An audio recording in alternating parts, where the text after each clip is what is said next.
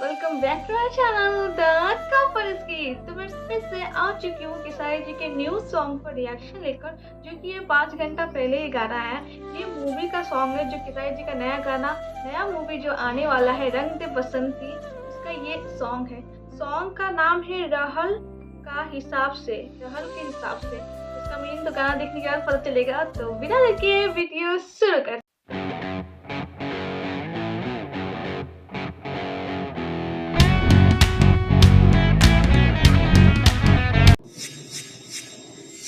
के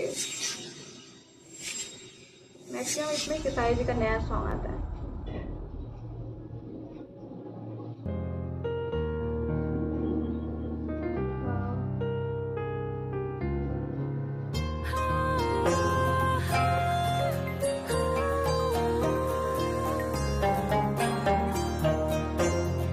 रहल करा तनी हिसाब से हो, रहल करा तनी हिसाब से हो।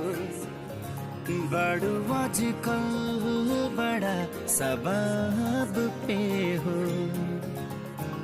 दुश्मन बगिया की बनवालू, बोला काहे खुशबू तू चोरावालू गुलाब से हो।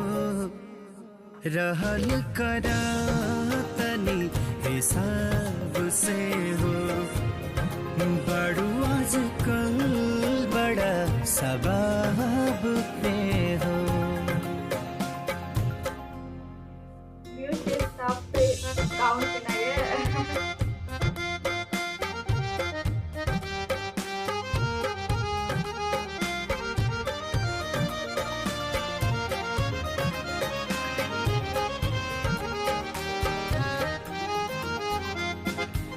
रखले बाड़ू अजूरी भर के चेहरा पाथ पवा, हाँ चांद के तनिको न सुहाला तोहारी रूपवा।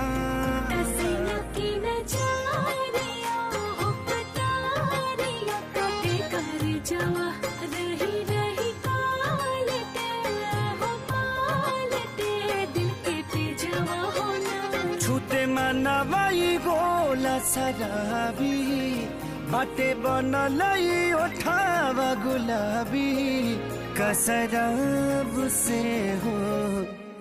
रहल करा तनी हिसाब से हो, नाड़ू आजकल बड़ा सबाब पे हो।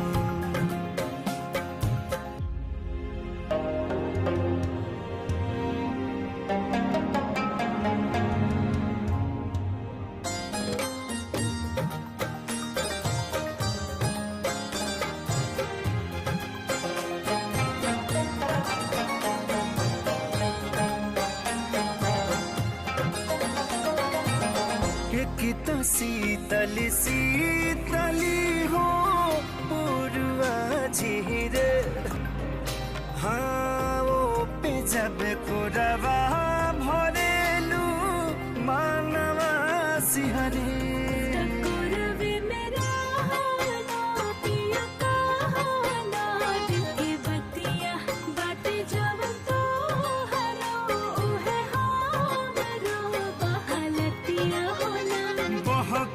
बहकल जवानी बड़ुल झल कौन कहानी किताब की हो।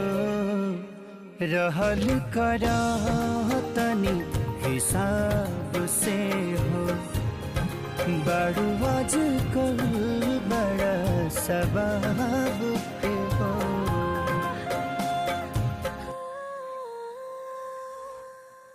ये था स्वीट सा सॉन्ग, बहुत स्वीट सा सॉन्ग। व्यू कितना अच्छा, लोकेशन पे ये शूट किया गया था, बहुत प्यारा लोकेशन था।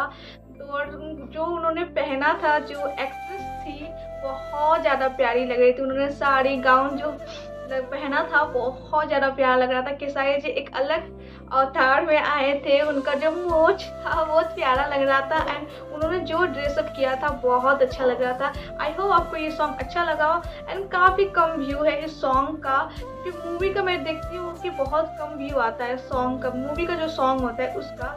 पर बहुत स्वीट सा सॉन्ग है, इतना कम क्यों है पता नहीं।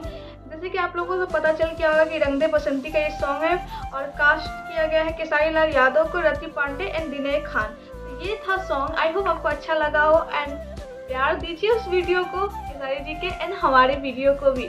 चलिए मिलते हैं नेक्स्ट वीडियो में, तब तक के लिए जय हिंद।